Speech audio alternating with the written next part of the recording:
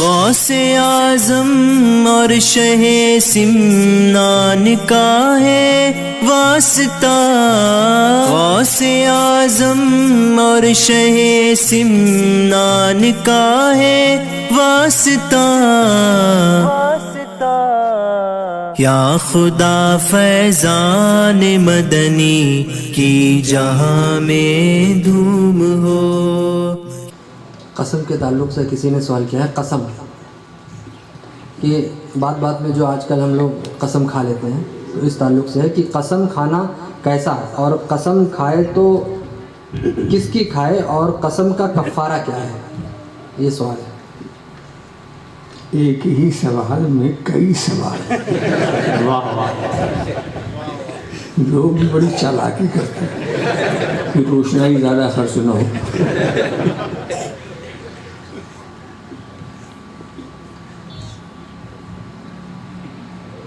آپ سب جانتے ہیں کہ جھوٹی قسم تو سچی بھی ہوتی ہے، مگر قسم کھا کے جب توڑتا ہے تو اس کو جرمانہ ادا کرنا پڑتا ہے، جس کو کفارہ کہتے ہیں۔ قسم اپنی بات کو موقت کرنے کے لیے، اب لوگ فضول قسمیں بھی کھاتے ہیں، مگر شرعی قسم تو جب کوئی خدا کی قسم کھائے، اللہ کی قسم ایسا،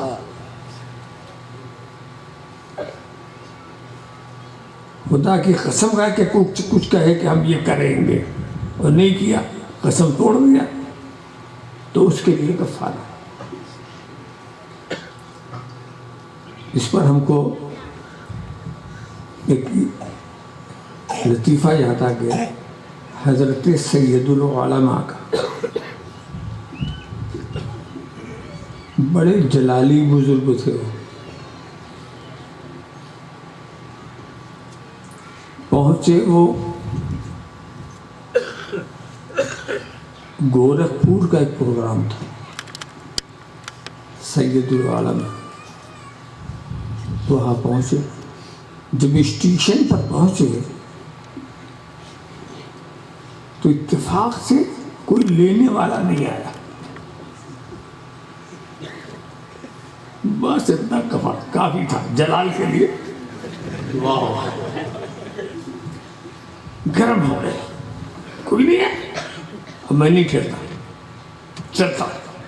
پھر سوچتے ہیں میں تو واپس ہو جاؤں، لوگ کہیں یہ نہ سمجھے کہ مولانا آئے ہی نہیں۔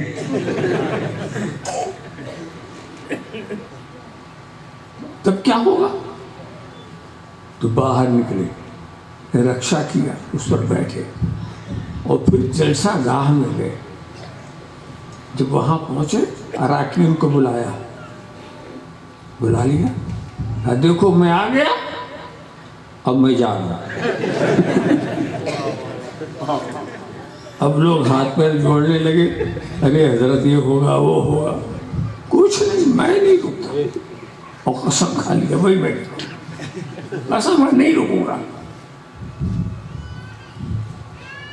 اتفاق سے ہاشمی میاں بھی اس جلسے میں تھے،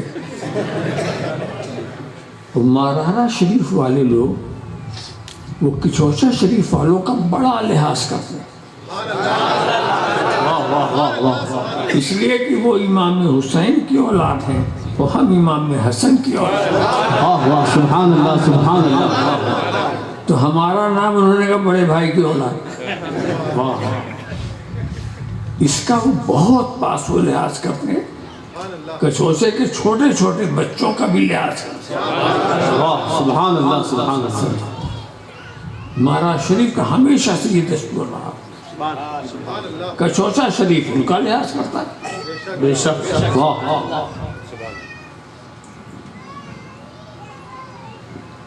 تو وہ غصے والے تو بہت تھے، جلال والے تو بہت تھے، بگڑ گئے۔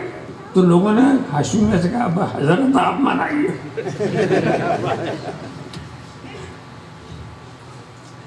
اب انہوں نے بھی سمجھانا شروع کیا، میں تو قسم کھا گیا ہوں۔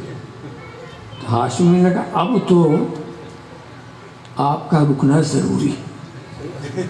آپ قسم کھا گئے ہیں نا, اب آپ کا رکنا ضروری ہے. کہ یہ اب آپ کے رکنے سے فائدہ ہے.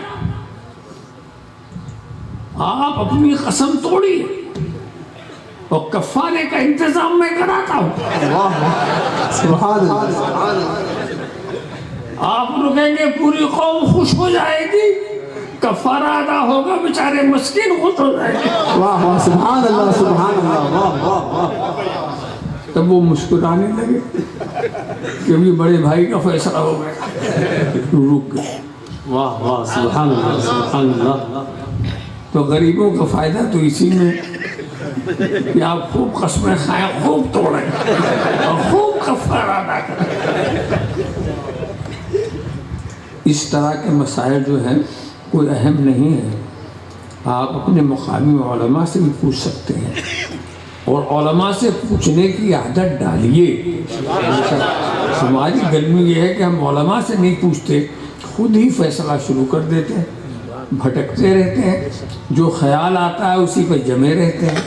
نہیں, اب تو الحمدللہ گاؤں گاؤں میں علماء ہیں, مدارس ہیں, تو ان سے فائدہ حاصل کیجیے. اہل علم سے پوچھنا فرض ہے آپ کے لیے ان چیزوں کا جو آپ کو معلوم نہیں ہے. بے شک. واہ واہ واہ. اگلا سوال کسی نے کیا ہے کہ بالغ لڑکا یا لڑکی اپنے ولی کی اجازت کے بغیر نکاح کر سکتا ہے؟ یہاں ولی سے کون کون مراد ہے؟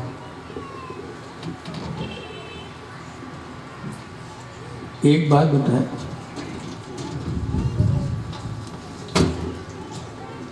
جو لڑکا یا لڑکی دونوں بالغ ہوں,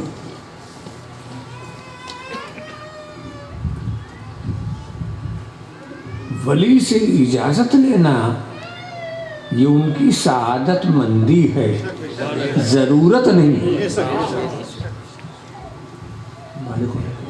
کوئی بیٹا کوئی بیٹی اپنے ماں باپ سے پوچھے بغیر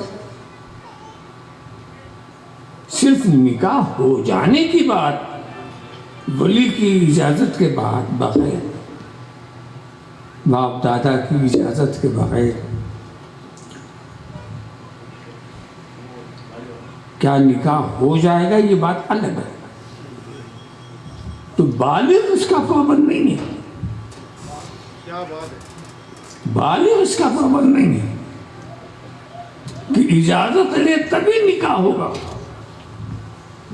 اجازت نہ لے تو نکاح تو ہو جائے گا مگر اس کی روح سعادت مردہ ہو جائے گی. بے شک. واہ واہ واہ. سعادت مندی یہ ہے کہ اپنے بزرگوں کی دعاؤں کے سائے میں کام کرو.